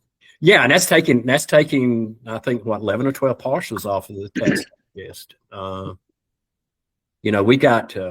We got a lot of stuff that you look at everything the hospitals acquired. Yeah. That's come off of the tax digest. They bought out these doctors' buildings. These doctors. I mean, all that comes once a hospital obtains it and buys it. You take the Lone Street Clinic, for instance, where they just merged with a hospital. That's going to come off the tax digest. Yeah. What's the reasoning again behind the hospital getting tax-free property? Yeah, it's just been something that's always done because they're a nonprofit. They're considered a not-for-profit organization. Not-for-profit organization. So, but they make crazy profits with what they're charging. Well, to hear them talk, they don't. Yeah, they got some good bookkeeping. Yeah, I mean, I'd say the foundation does pretty good. I mean, as far as the hospital goes, they tell you they don't make anything. It always gets me when you got somebody that doesn't have insurance, goes to the hospital and gets treatment, and say it's a $50,000 charge that they want to charge them. But if you had insurance, the charge would have been $14,000. Right. And that's how the hospital technically can show they're not making any money. Right. Because if they were showing a write-off of $14,000 versus $50,000, those numbers could change considerably. Drastically, yeah. But you just got to look at that whole area around the hospital. You got a hospital loans where Locos is. Yeah. Are they still paying tax on that? Who knows? You get what I'm saying? So a tremendous amount of property around that hospital. And I'm proud that we've got a hospital like we have. I mean, it's, a trauma center and everything. I mean, I'm proud of it. I think that we're going to see some good changes done with the new CEO, I hope.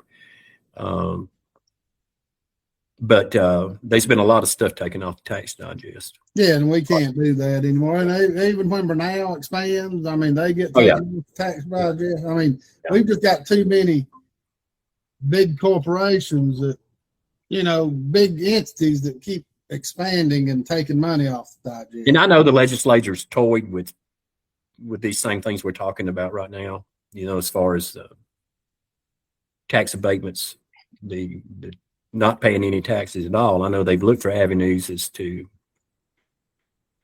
make it to where, okay, your main hospital campus can't be taxed, but these outlaying doctor's offices and things that you own. Absolutely. Yeah, could be. Yeah, right. Absolutely. But every time they bring that up, of course, you get hit by a lobbyist group that's. You got that right. Boom. One big thing money. I want to circle back to is I know this is in the city, but the new hotel that Jeff Payne's building out next to Crestwind. Right. I consider it basically in the county because city limits is just right past there. I mean, that affects the county as much as it does the city. How in the world do we keep properties from being zoned a certain way for 35 years? And his whole argument was this hotel is going to be better than the 350 homes and 250 townhomes that was going to be. I believe that. I'm not going to say it's going to be better. I'm going to say it's going to have less impact on the traffic and everything as compared to what was approved in there. That's a problem we have in the county right now. I was talking to the chairman about this and some months back, and he told me that we had over 10,000 approved partials that had been approved that nothing's ever started on them yet. That's 10,000 partials. Right. Now, we're sitting here and maybe we need to drop back and look at, okay, what's going to happen with these 10,000 partials with everything else we're approving also, you see, exactly. Where they've been approved at. I think we're going to have to put a time limit, especially in the county. As 5 years, 10 years. Or 5 years. You got 5 years. If you don't start it within 5 years, then it reverts back to the previous zoning that it was, whether AR agriculture or whatever it was. Plus, the fact is, another thing that gets me with this is, people up here save on their taxes that has 10 acres or more, especially because of conservation use. They may have cattle on it and maybe growing hay. They could have chicken houses. You know what I'm saying? Right. So they're under conservation use. Well, they got to keep that in that conservation. If they break that conservation, they got to pay all the back taxes too. Right. Okay. So like say they're in year 7 in the conservation, well, if they break that conservation, so they got to sell it and it's going to be developed. Do you know that these developers go out and buy this property, get it rezoned, and the conservation use doesn't change until they actually start construction? Ooh. So you follow, you take that first thing, it was rezoned off of Cagle Mill Road over there, that first 100-acre tract that got done back before the one before this one with the law. This one, I think this last one still got a lawsuit pending on it, I think. But it's still under conservation. In other words, those people are sitting there on that, had it rezoned,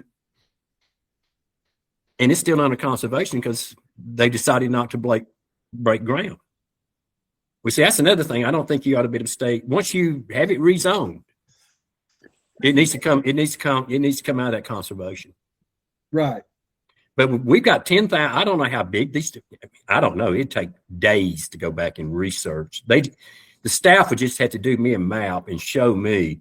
I want to see where these 10,000 parcels are at that's been approved already and what their zonings are.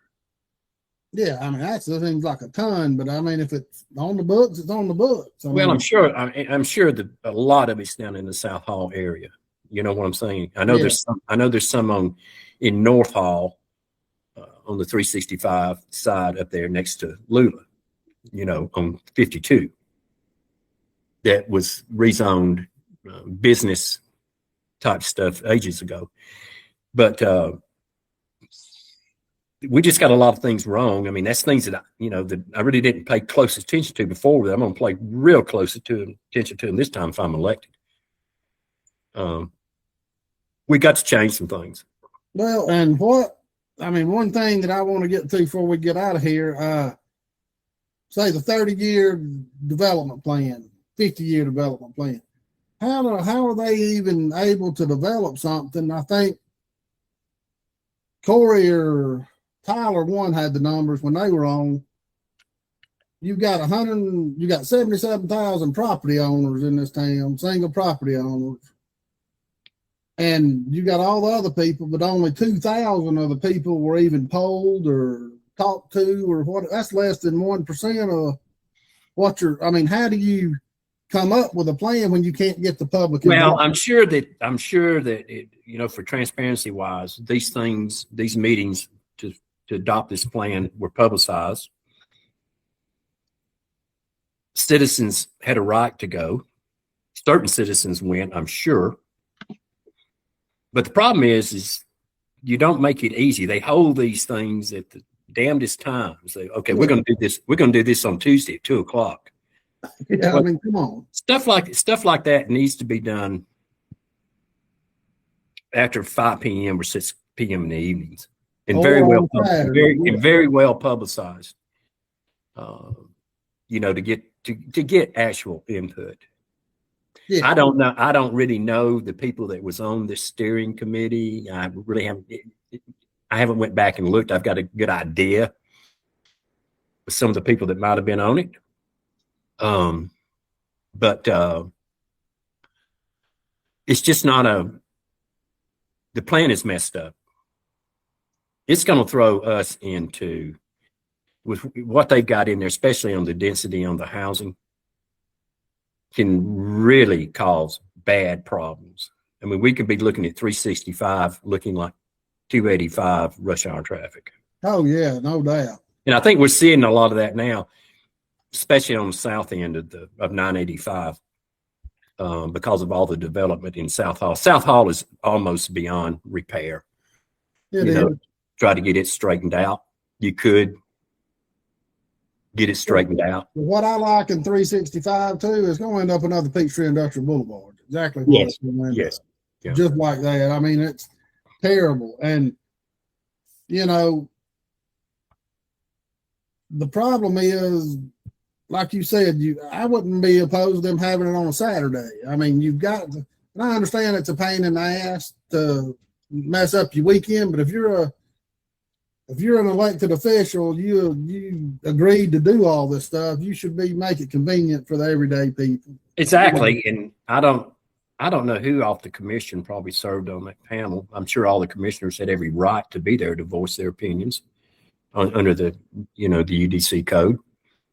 I was always allowed to voice my opinions when looking at it and how I felt about it. And it just, the commissioner's job, they are the elected officials of this county.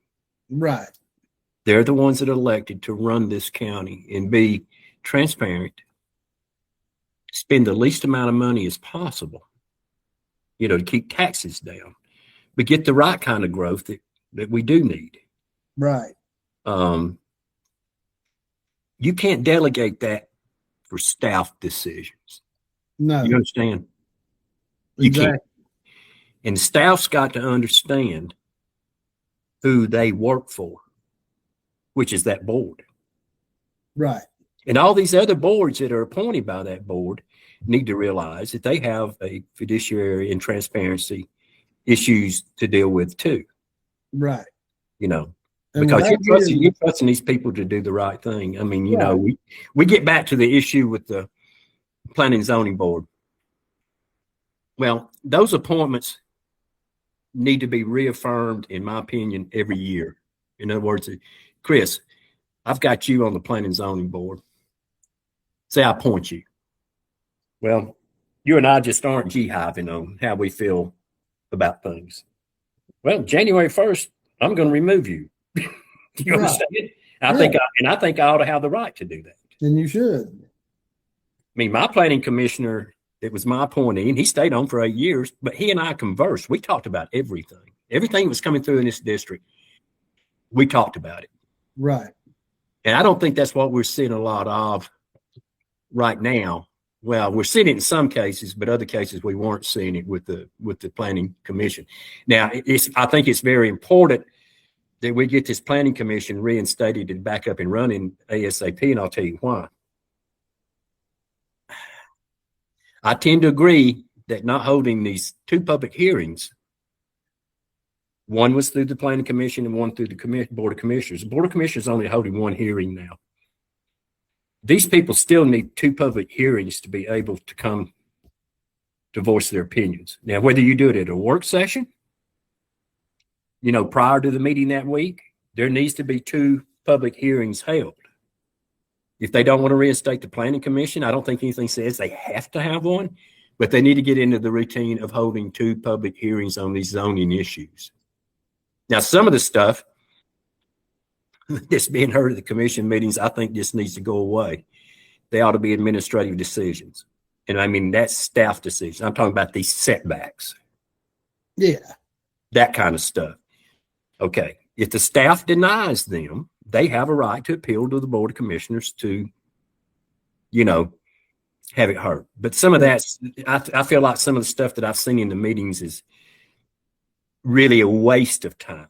It is. I mean, like the other night, it added 45 minutes. To Yeah. the meeting because of And setback. I noticed that too. And I'm going, some of these things are just no brainers, especially in the hardship cases, you know. Yeah. But I think that there's ways to make the meetings flow better than what they flow. People are going to get mad. Let me tell you something, man. People are going to get mad. They got to respect each other. And that's like I'm saying, you know, we got the groups out here, and we got two groups that are very vocal in this county. And do they do a bad job of what they're doing? No. I think they've opened a lot of eyes as to things that are going on, you know. Some That's things always a good thing, you know. And some things aren't going to be fixed overnight, you know. But one thing I do want to tell you, I mean, when my page came up, and I haven't answered these questions yet, I had a certain individual ask me, what would I do differently? What would be the 3 things I'd want to do? So I think I pretty well went over that with y'all today on the podcast. And I want to answer 2 more questions. I am not, or ever have been, a real estate agent. I have not and never have been a land developer. Okay? I have never had a BUI or a DUI. Okay? I have only had 1 moving violation in all my days of driving. Okay? 51 years or 54 years, something like that. I got a ticket downtown Atlanta. I was going down to meet with the governor. And I got a ticket in downtown Atlanta for making an illegal right-hand turn between 8 and 11 in the morning. And that was the only ticket I ever got. And did I get that ticket took care of? I walked right in there and I handed it to the governor. Right. Can you fix this? You know, the sign was 60 feet up in the air, and I turned, and there's the blue lights. So that's the only moving violation I've ever had in my life. I've never had an accident that was my fault. So I just want to clarify that on this podcast that I'm not perfect. Wouldn't claim to be. That person don't live on this earth anymore. But we can do a better job as a government. You know, there's got to be more transparency in what's going on right now. I mean, you know, and you got to understand, people are going to get upset. Yeah. Look how many people got upset about the data center. And I'm sitting here going, well, really, what are they getting upset about? Is it just not in my backyard scenario? You know? Yeah. And another mistake they made too, I mean, I understand the moratorium they got going on. They're trying to get a grasp on this high density growth. And I think they need to get a grasp. Okay. Then they added the moratorium on data centers, which it was publicized. You know what I'm saying? It was publicized to do that. But then they added the ICE detention center and that was illegal, in my opinion, because it was not publicized. You know what I'm saying? Right. It's to be on the agenda, because they didn't allow any time for people to speak for and against that. You know, it wasn't allowed in that scenario. You got to add it to the agenda like 24 hours before the meeting. Or whatever. They didn't do that. So I think the thing they did with the ICE Center, to me, wouldn't, if a good lawyer got a hold of that, that'd get thrown. It could throw out the whole moratorium that they did. But I'm sitting here in my right mind. We got 2 staff lawyers, and I'm trying to figure out why we have 2 lawyers on staff. And not a one of them could raise their hand and go, point of order, Mr. Chairman. We really can't do that. Right. And that's because we got, in my opinion, it's because we got too many commissioners that are been there so long that those people are intimidated. They, you know, they're not doing their job. They don't want to rankle the feather. Yeah, I mean, you know, part of your job as a commissioner is you're going to ruffle some feathers. Yeah. I mean, you're going to ruffle some feathers. I ruffled a lot of feathers in there the 2 terms I was in there before. I mean, I've made people mad. I've made people happy. Well, and one thing the people has got to say too, look, I'm all for speaking out and keeping growth under control, but at the same time, as a commissioner, your hands are tied as long as they follow the UDC and the land use plan. Well, there's certain things I think, yes, definitely. Can anything be denied? Yes. Yeah. Anything can be denied for any given reason, really, to be honest with you. I could deny all these. I could deny all this high density housing up 365, say, hey, we don't have sewer capacity. I could just say we don't have sewer capacity, so no, I'm not going to allow it. You know? Doesn't matter whether we do or not. I'm just going to say we don't have the sewer capacity. So, and I don't think we have the sewer capacity. Right. No, you don't. I mean, I really don't think we do. I mean, we need to stick with the original plans for that corridor.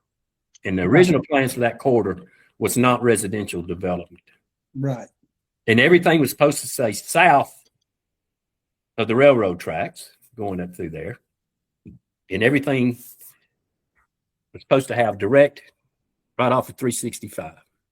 Which they'll get, you know, there's cuts up through there where they've already, you know, there's cuts up 365. You can see them on the side of the road, you know, where they know that that's going to be, you know. But I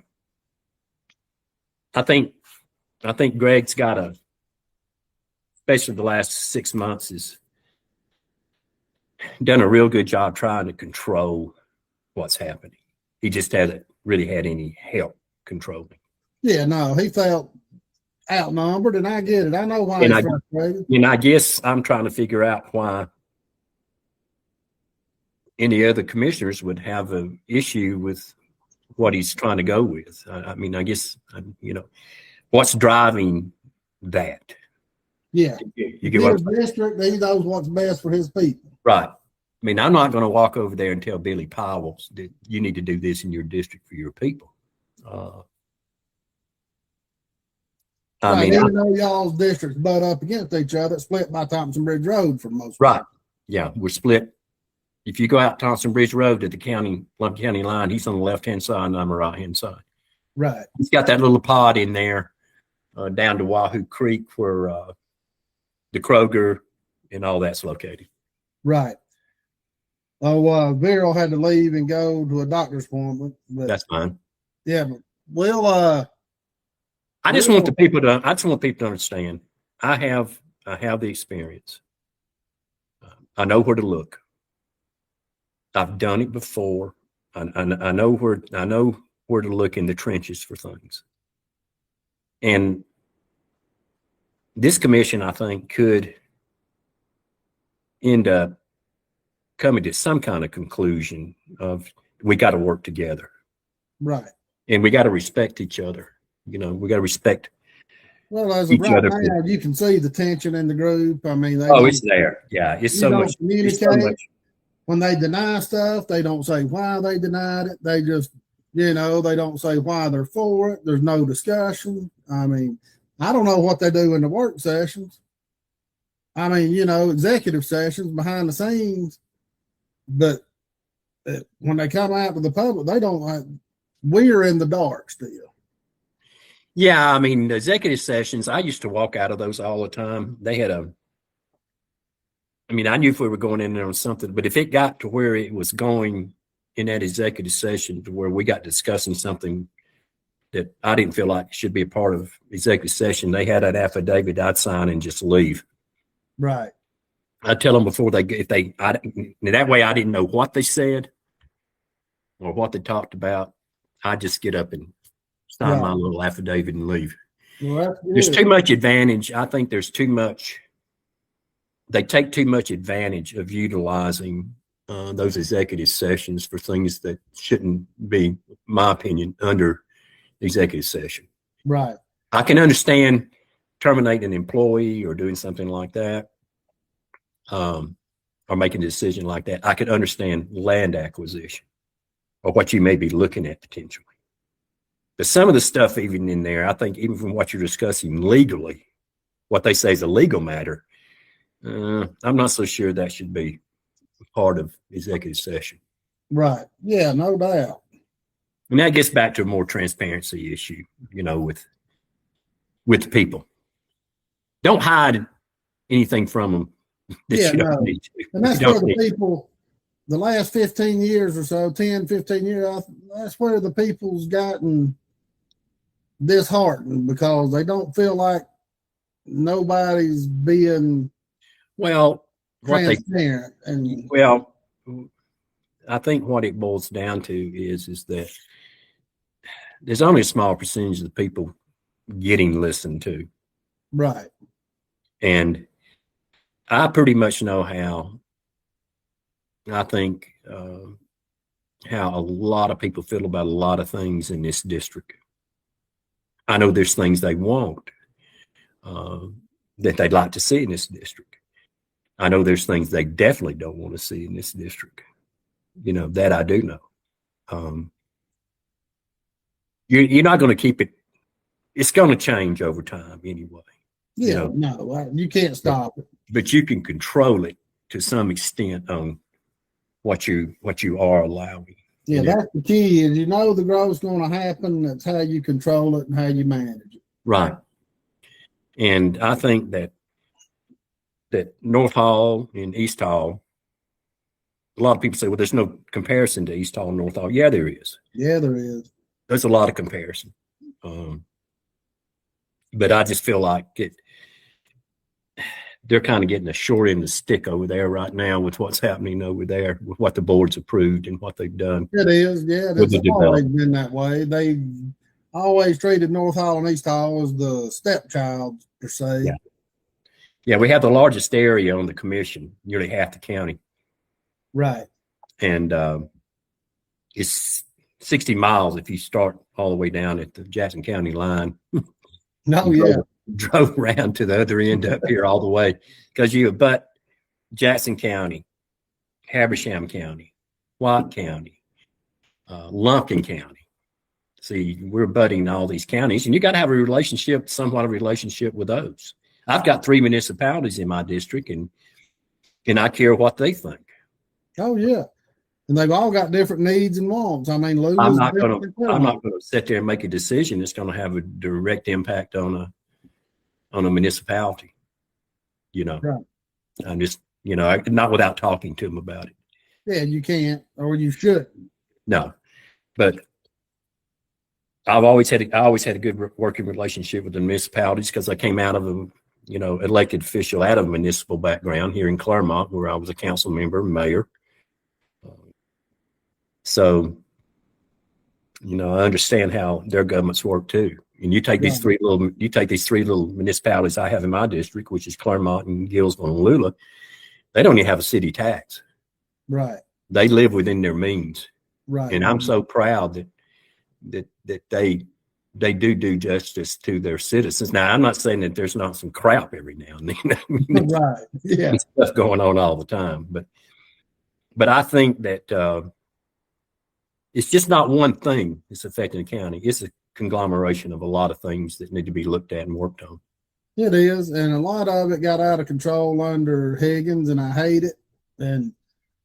But we're here at the point to where it's got to be corrected, and getting a new person in the seat between you and I know you and Tyler's got a lot of the same views on how you would proceed in the growth with the county and what you view for District 3.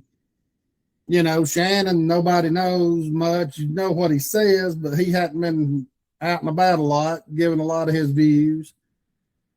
And, but. Well, it's just not the growth issue. It's a lot of issues. Right. I'm talking about from the budget to your staff. There's just a lot of issues. I mean, when I got elected the first time, we had a department down there that worked under the marshal's office. All they did was check soil erosion. It was a $2 million a year budget. Mm.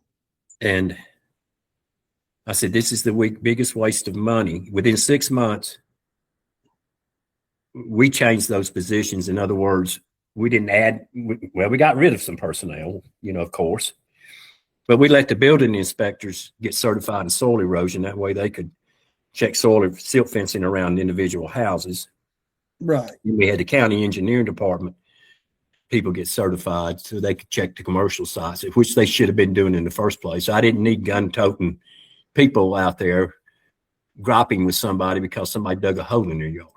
Right. Yeah, that makes common sense. And so it took 6 months I actually called them the dirt police. And I know it was a big deal. Everybody was worried about soil erosion in the lake and everything, but this wasn't around the lake. Right. I mean, this was all over the county.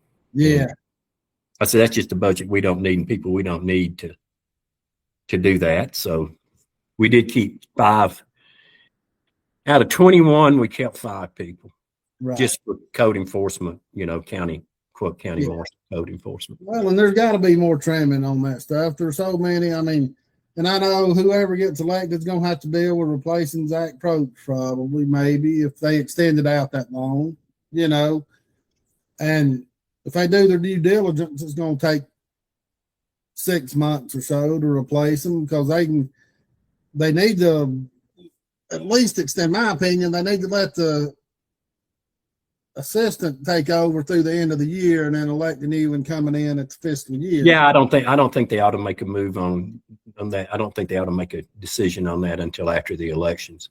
Yeah, really. I've known Zach since he was a little boy, and I hate it for him. But transparency also starts in those positions. Also, do you understand? And you've got to be able to trust the people that's working for you. You got to be able to trust that they're being transparent and that they're talking to everybody. Right. To me, it was a big surprise that he just up and resigned. We probably never will know why. I'm sure there was some kind of underlying something going on there that drove that. And I'm sure the full board discussed that situation in, an executive session, and that's where they discussed it at. It's very hard. It's not an easy job to be county administrator. I can tell you that right now. I don't think it would be very easy because you're trying to take care of personnel and departments, and you're also having to deal with 5 elected officials. And as long as you stay transparent in that job and you do a good job, it could be a very rewarding career. Right.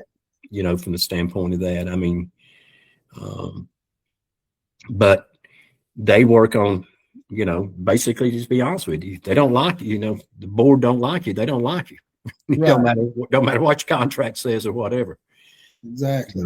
And I'm sure something happened or went on that made that decision, may have hit, or maybe he just fed up. I don't know. Well, with all the planning commission and all that, and all that. Oh, yeah.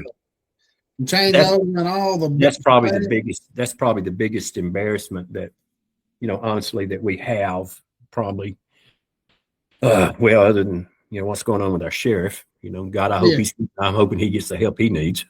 I do too, But that planning commission fiasco, then for them to turn around and sue the county for their jobs back, and I'm going. They're going to spend $100,000 for a $14,000 a year job. I mean, that still blows my mind.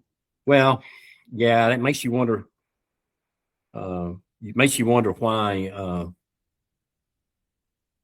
they felt like they needed that. Exactly.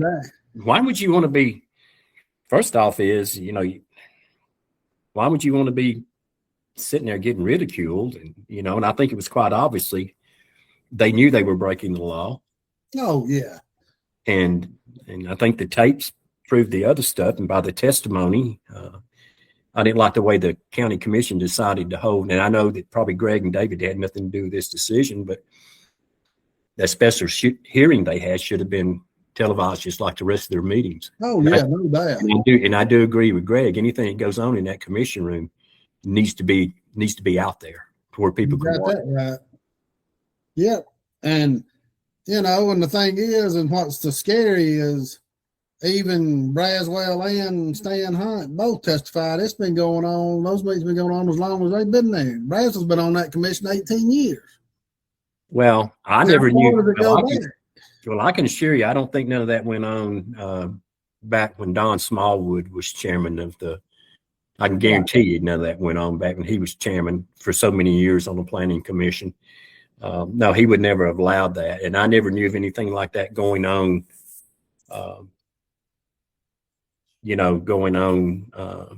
with my appointee. Now, not to say that 2 planning commissioners, they can talk to each other. Oh, yeah. I think the thing get me how this was done. If you're going to do that, why don't you just go to Waffle House? Yeah. Where nobody knew you. Go order your breakfast. I'm not telling them to cheat and break the law, but what I'm saying is you were involving staff, and that's that's a no-no. And then the staff telling you it's illegal, right? And you still going on with it, Yeah, and I'm sure that there's other planning commissioners that are not on the board now that partake in some of that stuff, right? Also, but that's a big no-no. Yeah, and I don't see where they're going to get. What do they think is going to come out of it when they start doing depositions and they get everybody? And I'll just be honest with you, I can't see it getting that far. I wouldn't think so. I can't believe a judge would let their lawsuit carry on. I know, and I think that may be why the judge has still not released a finding in Jody's case. It's supposed to release by the end of that week. Yeah, I mean, I think that he still hadn't released his ruling yet. Yeah, and I think that anybody could look at that and go, yeah. I mean, what are y'all arguing about? They terminated you because you violated your oath of office and your ethics. Yeah, that's why you terminated. It's clean cut. I mean, they done had the investigation. It's over with. And why? I mean, I don't know how much more they could investigate it. I know. I mean, I don't know why holding depositions and things is going to do anybody any good when you're going to hear the same thing that you've already heard from the same people. The only thing you might hear be is if some of the staff that's left or some current staff maybe want to talk now on the record, but that'd be it. I mean, and it's not going to add anything to the punishment or anything. I mean, people always said that, Zach knew it was going on, but there's no proof to there's no proof to say that Zach knew it was going on. I would have hoped if he knew it was going on that he would have brought it to the commissioners or at least to the chairman's instead of the way the chairman found out about all this. Well, and if you figure if he was doing his job, he would have known what was going on. He's got to be aware of everything that's in that building. Well, I would think that surely those people that were involved in that, the plant staff, do work for him. You would hope that they would have said something. Yeah, no doubt. So I don't know. I mean, there's a lot of ifs here. You know what I'm saying? And there is, and it's and we may never find out. We might. And I don't know, but maybe 5 or 6 or 7 people that even know the answers to these questions. So. Well, all right. Before we get off here, anything else you want to say? And I really do appreciate the time with y'all today. Yeah, you can't cover everything, but no, you can't. But just to the point is that I want people to understand that I've been there and I've done this before. It's a lot of work. I mean, it's a lot of work.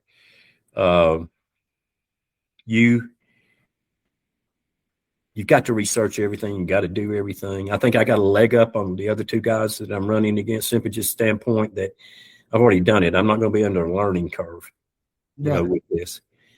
And I'm not going to make everybody happy. And I'm not going to make everybody make.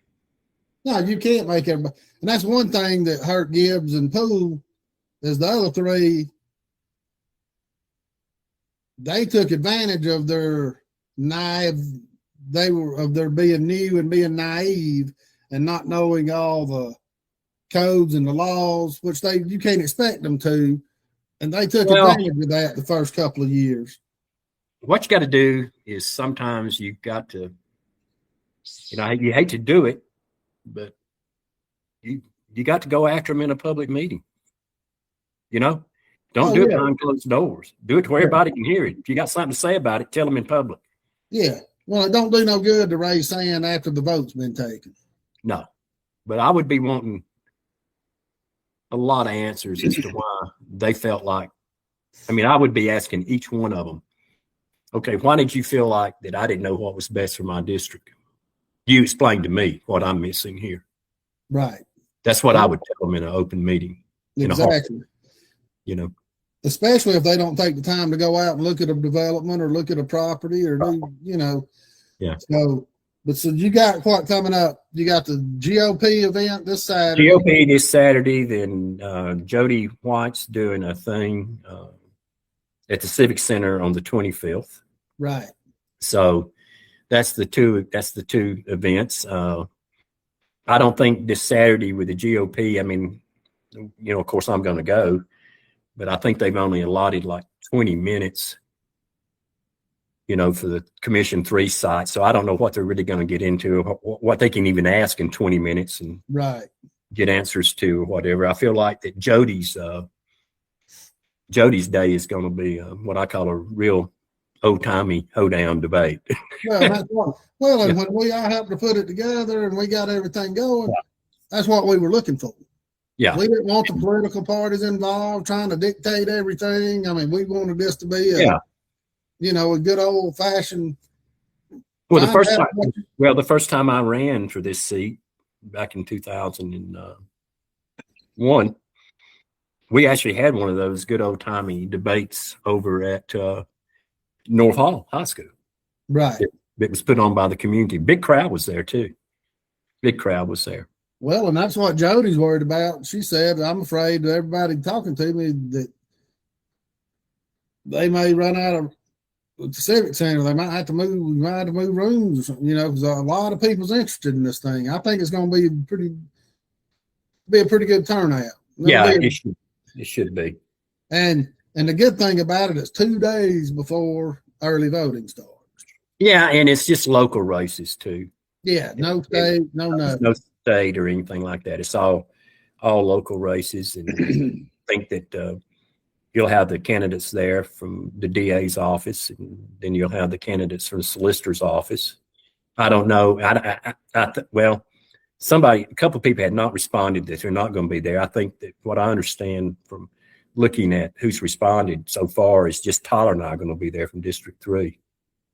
Well, Gina's going to be there too. Yeah, Gina's going to be there. Yeah, but I'm talking about that. As far as she's going to be there. So that's all. Yeah, Shannon just said no. He turned it down, and then Inez Grant was going to come for solicitor. She had 2 other engagements, I believe. Yeah. She just couldn't fit it in. But most of the people are coming. So it should be a very informative. Well, I'm looking forward to it. Me too. You got any? But I want to thank y'all for having me on the podcast. I hope I answered a lot of people's questions today. About me and what I am and everything. Sometimes somebody told me the other day, said, "You've lost your mind." And I said, well, sometimes you got to watch what you wish for sometimes, You got that right. But it's going to be definitely, regardless of who takes this seat, there's going to be a lot of things got to be done. Yeah. And it's not going to be for the weary. I mean, I don't think a lot of these, it's good to get new people running. And don't get me wrong, we got to have them in there, new blood coming in. But they just need to understand what all it entails. And I think they do, for the most part, the ones we've talked to. Because you don't want them getting in there, and we end up with just more of the same. Yeah, definitely. I don't want this. I don't want more of the same of what we got right now. Yeah. All right, Steve. Well, I appreciate it. And I appreciate y'all. And if it goes to a runoff, which very well could with this many people running, right. You got 4 people. If Gina qualify, Yeah, she's got a. Yeah, Gina's got this thing, our race could go on till November if Gina qualifies. She's got a pretty hard road, I think, to get. She'll probably get them, but it's not going to be easy. No, and she's, she got to have it done by August 1st, I think, or early August. Well, and I'll speak a little bit to her. I wish she just went ahead and, if she's a Republican, just went ahead and ran as a Republican. I do agree with her to a certain standpoint that we don't make many decisions on the commission that's partisan, right. Whether you're Democrat or Republican. But I think what you do is you let people know how you do feel about things, Right. I'm not going to vote for a tax increase, right. That I'm not going to do that. Well, my point in case is if you're Republican, run as a Republican. If you're a Democrat, run as a Democrat. I know there's independents that run all the time out there. But it's going to be interesting. It will. It will. And of course, you got to understand that I would think that the other 2 candidates that are qualified under the Republican, party here will definitely get behind ever who prevails if she does get the signatures. Yeah, you'd hope so. They'll be pushing their support to that individual, such as I would do also. Right. Yeah. So that's the way we hope it goes. So, well, I appreciate your time, and we'll be in touch. All right, man. All right. Thanks. All right. Bye. All right. Bye.